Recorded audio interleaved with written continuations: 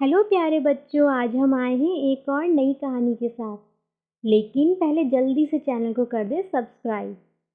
तो बच्चों, आज की कहानी का नाम है सुनहरे गोबर की कथा।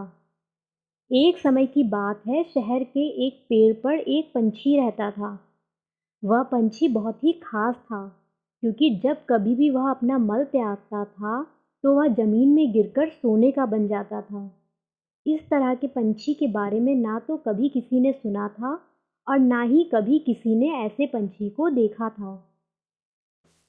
शहर के किसी भी व्यक्ति को इस बात की खबर तक नहीं थी कि वहाँ एक ऐसा पंछी भी रहता है। एक दिन उस शहर में एक मुसाफिर चलते चलते थककर उस पेड़ के नीचे रुक गया, ताकि वह थोड़ी देर आराम कर सके। जब वह आराम कर रहा था तब ऊपर बैठे पंछी ने सोचा कि क्यों ना इस व्यक्ति की थोड़ी सी सहायता की जाए। यह सोचकर पंछी ने उस व्यक्ति के बाजू में अपना मल त्याग दिया। जैसे ही उसका मल जमीन पर गिरा तो वह सोने का बन गया। यह देखकर वह व्यक्ति हैरान हो गया।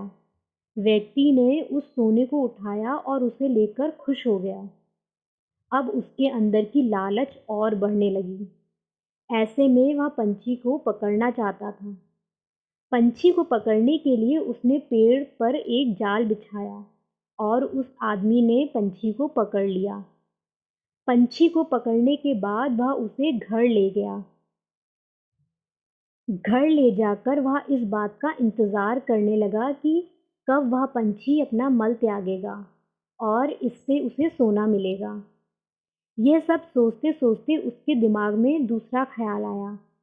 वह सोचने लगा कि अगर राज्य के राजा को ऐसे पंछी के बारे में पता चल गया तो वे इसे यहाँ से ले जाएंगे और शायद इस बात को छुपाने के लिए राजा उसे सज़ा भी सुना सकते हैं।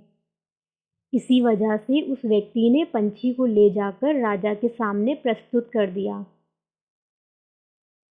राजा के पास जाकर उस व्यक्ति ने बताया कि यह पंछी आम पंछी नहीं है, बल्कि यह एक खास पंछी है जिसका मल सोने में बदल जाता है। यह सुनकर राजा ने उस पंछी को अपने पास रख लिया।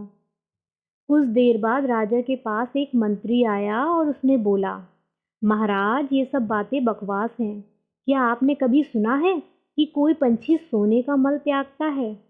इसीलिए आप इस पंछी को छोड़ दीजिए और अपना समय बर्बाद ना करें। ऐसे में राजा ने मंत्री की बात मानी और उसकी बात मानते हुए पंछी को छोड़ने का आदेश दिया। जैसे ही पंछी उड़ने लगा तब उसने दरबार में अपना मल त्याग दिया और उसका मल फर्श में गिरते ही सोने का बन गया। यह देखकर राजा चकित रह गया और उन्होंने उस मंत्री को आदेश दिया कि वह किसी भी तरह उस पंछी को पकड़कर ले आए। उड़ते उड़ते पंछी ने कहा, मैं बेवकूफ़ था जो उस व्यक्ति के सामने अपना मल त्यागा। वो व्यक्ति भी बेवकूफ़ था जिसने मुझे राजा को दे दिया, और यह राजा भी बेवकूफ़ है जिसने मुझे यहाँ से जाने दिया। इस राज्य में सबके सब बेवकूफ़ हैं। और वह पंछी वहाँ से उड़ गया। इस कहानी से हमें यह सीख मिलती है कि हमें कभी भी दूसरों की बातों में नहीं आना चाहिए। अगर कोई हमें सलाह दे रहा है तो हमें उस सलाह पर अच्छे से विचार करना चाहिए और फिर उस पर निर्णय लेना चाहिए। ऐसा करने के बाद ही हम एक समझदार व्यक्ति कहलाएंगे। धन्यवाद।